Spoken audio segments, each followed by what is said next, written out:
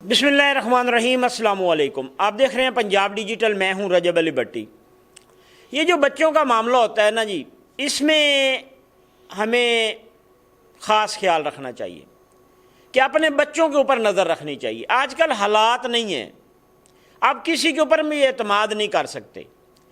जिन रिश्तों के ऊपर आप एतमाद करते थे वो बच्चों के मामू हो गए या बच्चों के चाचू हो गए, तो आजकल यही रिश्तों में मामलात पैदा हो रहे हैं। छोटी छोटी वजह से बच्चों को कत्ल कर देते हैं, बच्चों के साथ बदफेलियाँ हो रही हैं, बच्चियों के साथ ज़्यादतियाँ हो रही हैं। ये वाक़यात बढ़ते जा रहे हैं। उकाड़ा का एक गाँव है, उकाड़ा के गाँव में चंद माह कबल आने वाला एक वाक़या है जिसमें एक जवान जो है वो रेंजर का अफसर है और रेंजर में होता है, और उसने मुनासिब समझा कि मेरी बीवी, बेटा और बेटी जो हैं वो बाहिफाजत रह सकते हैं। वो उनको उसने कहा कि आप अपने नान के घर चले जाएं। मकसद उसने अपनी बेगम को कहा कि आप अपने मैके में रहें, खर्चा मैं देता रहूँगा तो वहाँ पे आप हिफाजत से रहेंगे, जब मैं छुट्टी आऊँगा तो हम आप अपने घर आ जाएंगे। तो उसने कहा जी ठीक है। वो अपने बच्चों को लेके अपने माँ बाप के पास चली गई।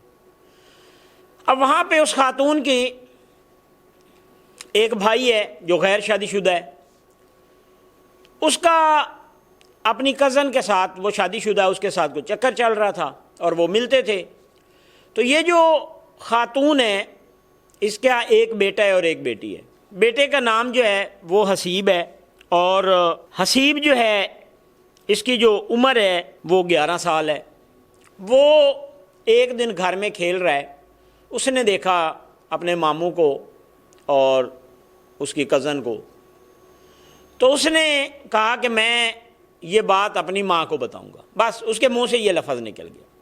तो उन दोनों ने प्लान के मुताबिक उसको वरगला कर उसके गले में फंदा डाला और उसको खिड़की के साथ लटका दिया, उसे अपने रास्ते से हटा दिया। अब जब उसने इस अपने रास्ते से हटा दिया तो उन्होंने यही सोचा कि हमारा तो पता ही नहीं चलेगा।